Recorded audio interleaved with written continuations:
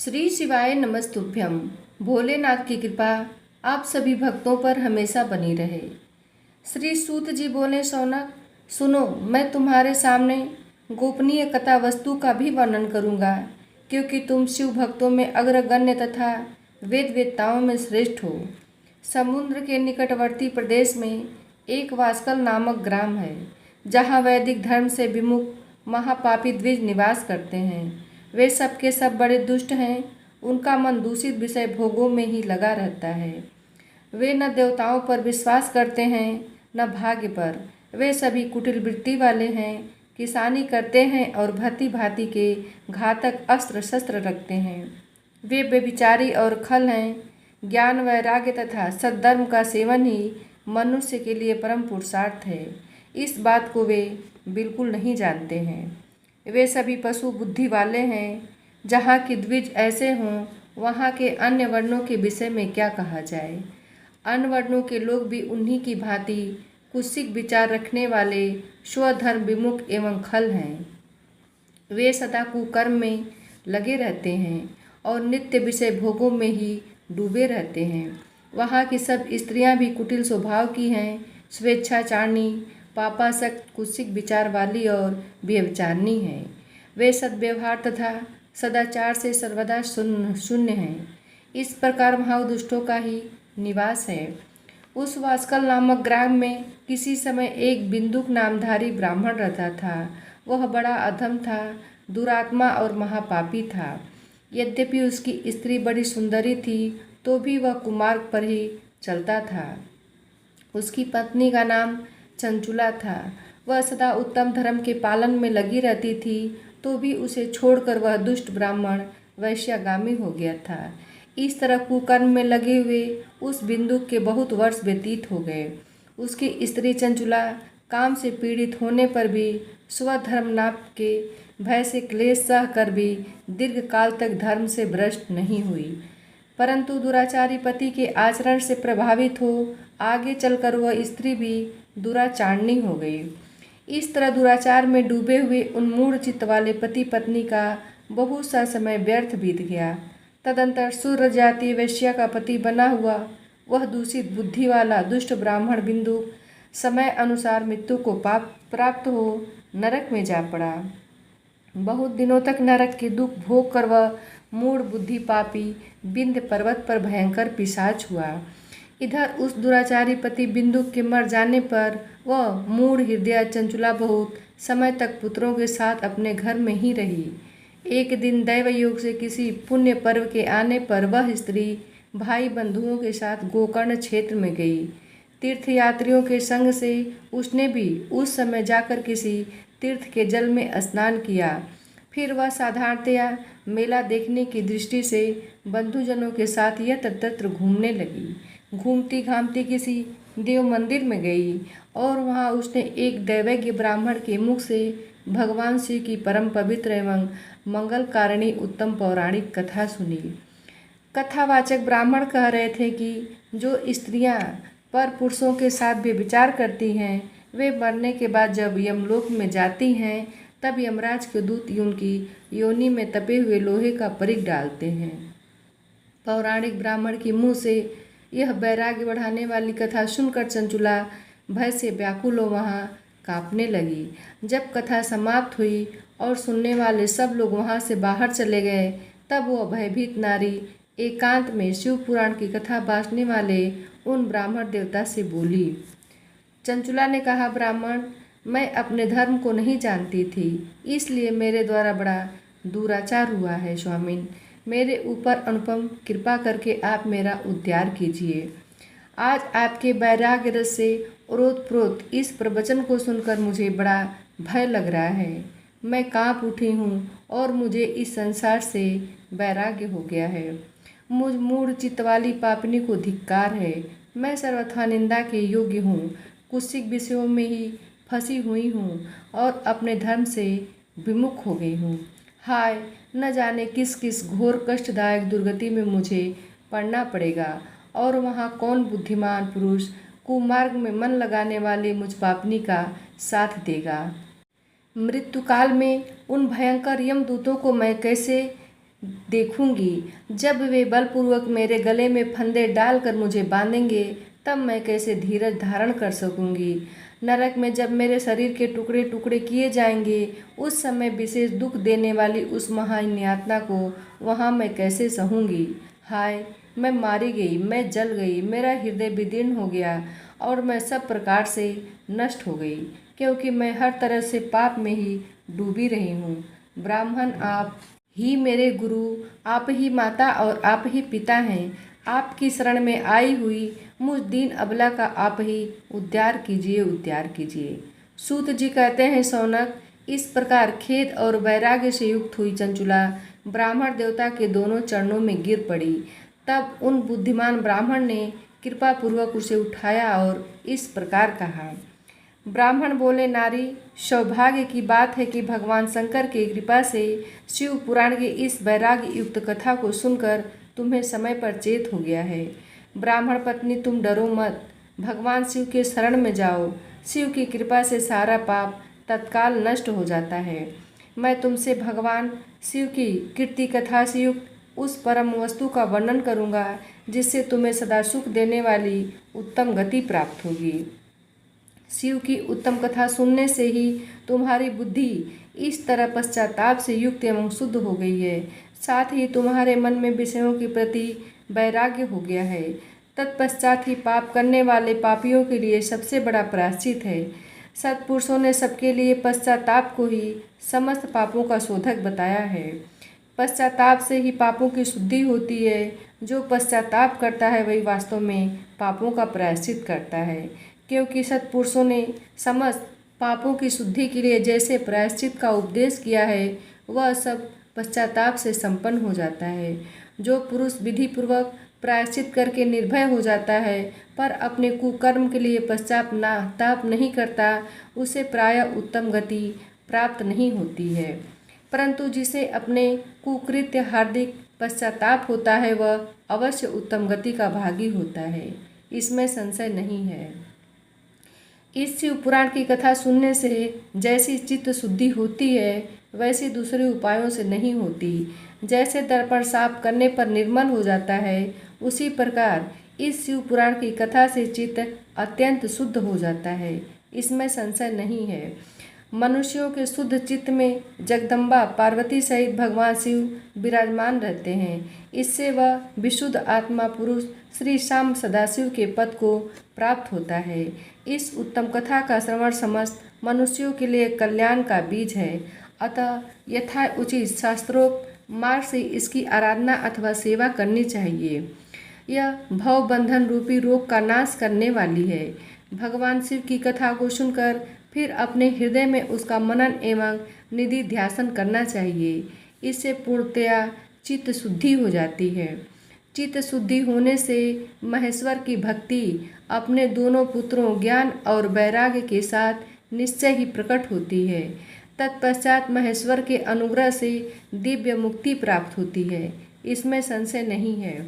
जो मुक्ति से वंचित है उसे पशु समझना चाहिए, क्योंकि उसका चित्त माया के बंधन में आसक्त है। वह निश्चय ही संसार बंधन से मुक्त नहीं हो पाता। ब्राह्मण पत्नी, इसलिए तुम विषयों से मन को हटा लो और भक्ति भाव से भगवान शंकर की इस परम पावन कथा को सुनो।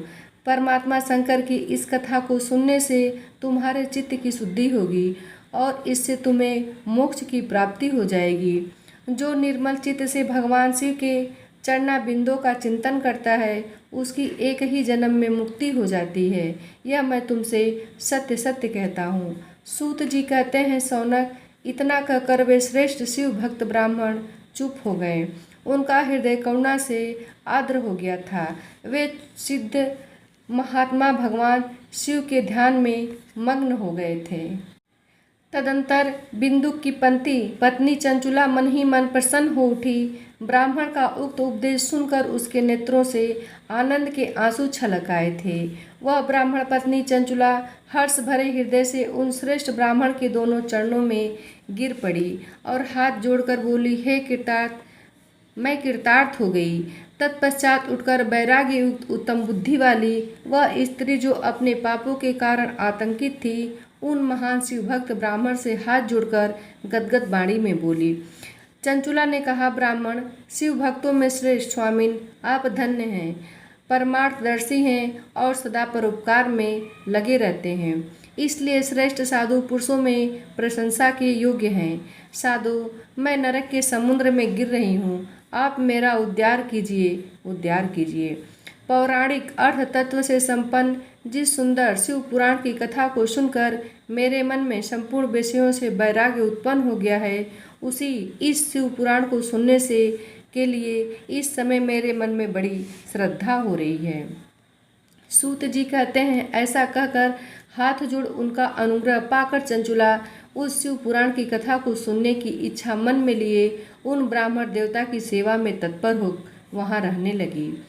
तदंतर शिव भक्तों में श्रेष्ठ और शुद्ध बुद्धि वाले उन ब्राह्मण देव ने उसी स्थान पर उस स्त्री को शिव पुराण की उत्तम कथा सुनाई। इस प्रकार उस गोकर्ण नामक महाक्षेत्र में उन्हीं श्रेष्ठ ब्राह्मण से उसने शिव पुराण की वह परम उत्तम कथा सुनी, जो भक्ति, ज्ञान और वैराग्य को बढ़ाने वाली तथा मुक्ति देने वाली है। उस परम उत्तम कथा को सुनकर वह ब्राह्मण पत्नी अत्यंत कृतार्थ हो गई। उसका चित्त शीघ्र ही शुद्ध हो गया। फिर भगवान शिव के अनुग्रह से उसके हृदय में शिव के सगुण रूप का चिंतन होने लगा। इस प्रकार उसने भगवान शिव में लगी रहने वाली उत्तम बुद्धि पाकर शिव के सच्चिदानंदमय स्वरूप का बारंबार चिंतन आरंभ किया। तत्पश्चात समय के पूरे होने पर भक्ति, ज्ञान और वैराग्य से युक्त हुई चंचुला ने अपने शरीर को बिना किसी कष्ट के त्याग दिया। इतने में ही त्रिपुर शत्रु भगवान शिव का भेजा हुआ एक दिव्य विमान द्रुत गति से वहां पहुंचा, जो उनके अपने गणों से संयुक्त और भांति भांति के शोभा साधनों से संपन्न था। चंचुला उस विमान पर आरूढ़ हुई और भगवान शिव के श्रेष्ठ पार्षदों ने उसे तत्काल शिवपुरी में पहुंचा दिया। उसके सारे मल धुल गए थे। वह दिव्य रूप धारणी दिव्यांगना हो गई थी। उसके दिव्य अवयव उसकी शोभा बढ़ाते थे। मस्तक पर अर्धचंद्र का मुकुट धारण किए वह गौरांगी देवी शोभाशाली दिव्य आभूषणों से विभूषित थी। शिवपुरी में पहुंचकर उसने सनातन देवता त्रिनेत्रधारी महादेव जी को देखा। सभी मुख्य देवता उनकी सेवा में खड़े थे। गणेश, भृंगी, नंदीश्वर तथा वीरभद्रेश्वर आदि उनकी सेवा में उत्तम भक्ति भाव से उपस्थित थे। उनकी अंग कांति करोड़ों सूर्यों के समान प्रकाशित हो रही थी। कंठ में नील चिन्ह शोभा पाता था। 5 मुख और प्रत्येक मुख में 3-3 नेत्र थे। मस्तक पर अर्धचंद्राकार मुकुट शोभा देता था। उन्होंने अपने वामांग भाग में गौरी देवी को बिठा रखा था, जो विद्युत पुंज के समान प्रकाशित थीं। गौरीपति महादेव जी की कांति कर्पूर के समान गौर थी। उनका सारा शरीर श्वेत भस्म से भासित था। शरीर पर श्वेत वस्त्र शोभा पा रहे थे। इस प्रकार परम उज्ज्वल भगवान शंकर का दर्शन करके वह ब्राह्मण पत्नी चंचुला बहुत प्रसन्न हुई। अत्यंत प्रीतियुक्त होकर उसने बड़ी उतावली के साथ भगवान को बारंबार प्रणाम किया। फिर हाथ जोड़कर वह बड़े प्रेम, आनंद और संतोष से युक्त हो विनीत भाव से खड़ी हो गई। उसके नेत्रों से आनंद आंसुओं की अविरल धारा बहने लगी तथा संपूर्ण शरीर में रोमांच हो गया। उस समय भगवती पार्वती और भगवान शंकर ने उसे बड़ी करुणा के साथ अपने पास बुलाया और सौम्य दृष्टि से उसकी ओर देखा। पार्वती जी ने तो दिव्य रूप धारणी बिंदु प्रिया चंचुला को प्रेम पूर्वक अपनी सखी बना लिया। वह उस परमानंद घन ज्योति स्वरूप सनातन धर्म में अविचल निवास पाकर दिव्य शौक से संपन्न हो अच्छे सुख का अनुभव करने लगी। सूत जी बोले, सौनक, एक दिन परमानंद में निमग्न हुई चंचुला ने उमा देवी के पास जाकर प्रणाम किया और दोनों हाथ जोड़कर वह उनकी स्तुति करने लगी। चंचुला बोली, गिरिराज नंदिनी स्कंद माताओं में मनुष्यों ने सदा आपका सेवन किया है। समस्त सुखों को देने वाली शंभु प्रिय आप ब्रह्म स्वरूपिणी हैं। विष्णु और ब्रह्मा आदि देवताओं द्वारा सेव्य हैं। आप ही सगुणा और निर्गुणा हैं तथा आप ही सूक्ष्मा सच्चिदानंद स्वरूपिणी आद्या प्रकृति हैं। आप ही संसार के सृष्टि, पालन और संहार करने वाली हैं। तीनों गुणों का आश्रय भी आप ही हैं। ब्रह्मा, विष्णु और महेश्वर इन तीनों देवताओं का आवास स्थान तथा उनकी उत्तम प्रतिष्ठा करने वाली पराशक्ति आप ही हैं।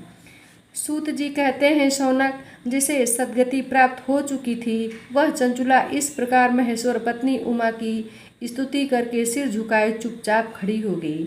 उसके नेत्रों में प्रेम के आंसू उमड़ाए थे। तब करुणा से भरी हुई शंकर प्रिया भक्त वत्सला पार्वती देवी ने चंचुला को संबोधित करके बड़े प्रेम से इस प्रकार कहा। पार्वती बोली, सखी चंचुले, सुंदरी, मैं तुम्हारी की हुई इस स्तुति से बहुत प्रसन्न हूँ। बोलो, क्या वर मांगती हो? तुम्हारे लिए मुझे कुछ भी अदेय नहीं है। चंचुला बोली, निष्पाप गिरिराज कुमारी, मेरे पति बिंदुक इस समय कहाँ हैं? उनकी कैसी गति हुई है यह मैं नहीं जानती। कल्याणमयी दीनवत्सले, मैं अपने उन पतिदेव से किस प्रकार संयुक्त हो सकूं, वैसा ही उपाय कीजिए। महेश्वरी, महादेवी, मेरे पति एक शूद्र जाति वैश्या के प्रति आसक्त थे और पाप में ही डूबे रहते थे। उनकी मृत्यु मुझसे पहले ही हो गई थी। न जाने वे किस गति को प्राप्त हुए। गिरिजा बोली, बेटी, तुम्हारा बिंदुक नाम वाला पति बड़ा पापी था। उसका अंतःकरण बड़ा ही दूषित था। वैश्या का उपभोग करने वाला वह महामूढ़ मरने के बाद नरक में पड़ा। अगणित वर्षों तक नरक में नाना प्रकार के दुख भोग कर वह पाप आत्मा अपने शेष पाप को भोगने के लिए विंध्य पर्वत पर पिशाच हुआ है। इस समय वह पिशाच अवस्था में ही है और नाना प्रकार के क्लेश उठा रहा है। वह दुष्ट वहीं वायु पीकर रहता है और सदा सब प्रकार के कष्ट सहता है। सूत जी कहते हैं, शौनक, गौरी देवी की यह बात सुनकर उत्तम व्रत का पालन करने वाली चंचुला उस समय पति के महान दुख से दुखित हो गई। फिर मन को स्थिर करके उस ब्राह्मण पत्नी ने व्यथित हृदय से महेश्वरी को प्रणाम करके पुनः पूछा। चंचुला बोली, महेश्वरी, महादेवी, मुझ पर कृपा कीजिए और दूषित कर्म करने वाले मेरे उस दुष्ट पति का अब उद्धार कर दीजिए। देवी, कुत्सित बुद्धि वाले मेरे पति पाप आत्मा किस उपाय से उस गति को प्राप्त हो सकती है, यह शीघ्र बताइए। आपको नमस्कार है। पार्वती ने कहा, तुम्हारा पति यदि शिव पुराण की पुण्यमयी उत्तम कथा सुने तो सारी दुर्गति को पार करके वह उत्तम गति का भागी हो सकता है। अमृत के समान मधुर अक्षरों से युक्त गौरी देवी का यह वचन आदर पूर्वक सुनकर चंचुला ने हाथ जोड़कर मस्तक झुकाकर उन्हें बारंबार प्रणाम किया और अपने पति के समस्त पापों की शुद्धि तथा उत्तम गति की प्राप्ति के लिए पार्वती देवी से यह प्रार्थना की कि मेरे पति को शिव पुराण सुनाने की व्यवस्था होनी चाहिए। उस ब्राह्मण पत्नी के बारंबार प्रार्थना करने पर शिवपुरी प्रिया गौरी देवी को बड़ी दया आई।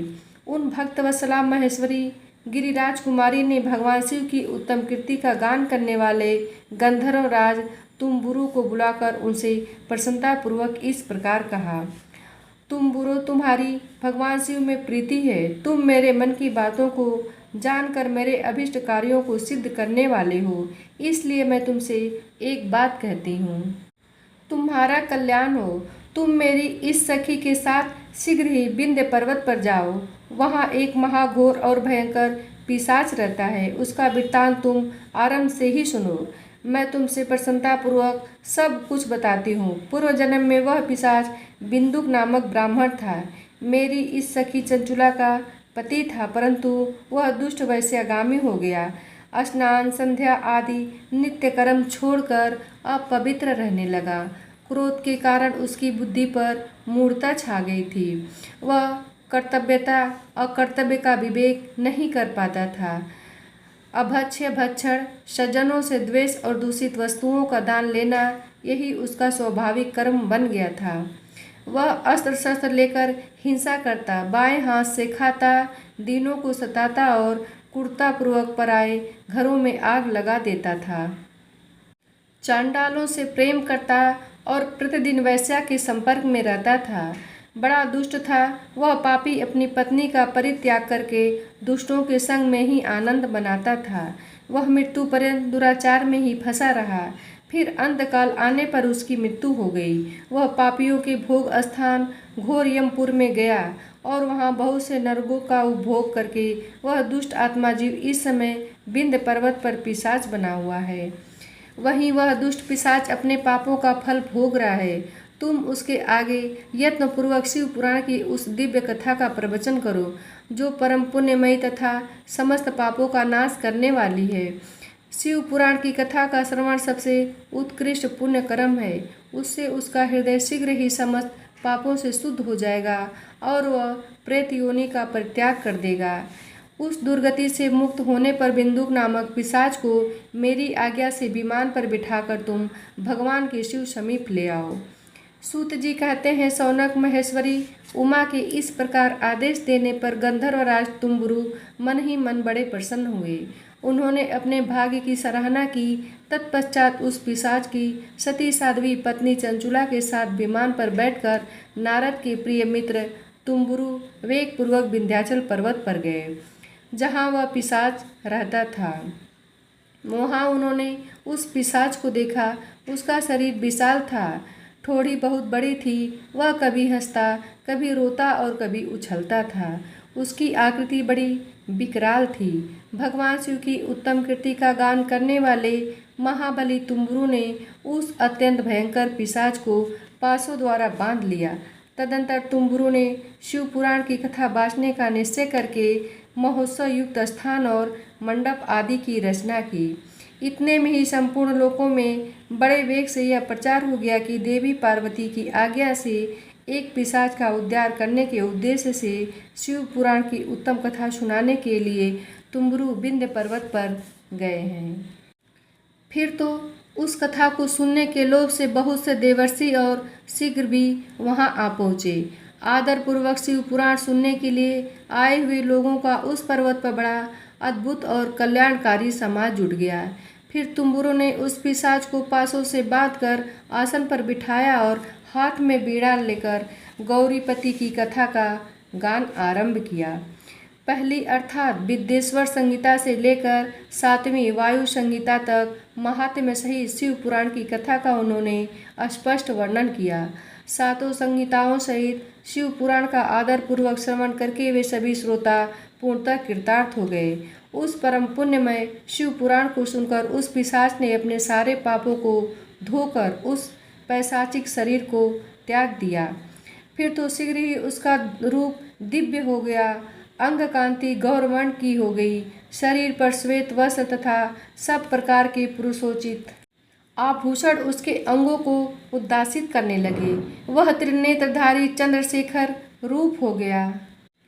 इस प्रकार दिव्य देहधारी होकर श्रीमान बिंदुक अपनी प्राण बल्लभा चंचुला के साथ स्वयं भी पार्वती बल्लभ भगवान शिव का गुणगान करने लगा। उसकी स्त्री को इस प्रकार दिव्य रूप से सुशोभित देख वे सभी देवर्षि बड़े विस्मित हुए। उनका चित्त परमानंद से परिपूर्ण हो गया। भगवान महेश्वर का वह अद्भुत चरित्र सुनकर वे सभी श्रोता परम कृतार्थ हो प्रेम पूर्वक श्री शिव का यशोगान करते हुए अपने अपने धाम को चले गए। दिव्य रूपधारी श्रीमान बिंदुक भी सुंदर विमान पर अपनी प्रियतमा के पास बैठकर सुखपूर्वक आकाश में स्थित हो बड़ी शोभा पाने लगा। तदंतर महेश्वर के सुंदर एवं मनोहर गुणों का गान करता हुआ वह अपनी प्रियतमा तथा तुम्बुरु के साथ शीघ्र ही शिव धाम में जा पहुँचा। वहाँ भगवान महेश्वर तथा पार्वती देवी ने प्रसन्नतापूर्वक बिंदु का बड़ा सत्कार किया और उसे अपना पार्षद बना लिया। उसकी पत्नी चंचुला पार्वती देवी की सखी हो गई। उस घनीभूत ज्योति स्वरूप परमानंदमय सनातन धाम में अविचल निवास पाकर वे दोनों दंपति परम सुखी हो गए।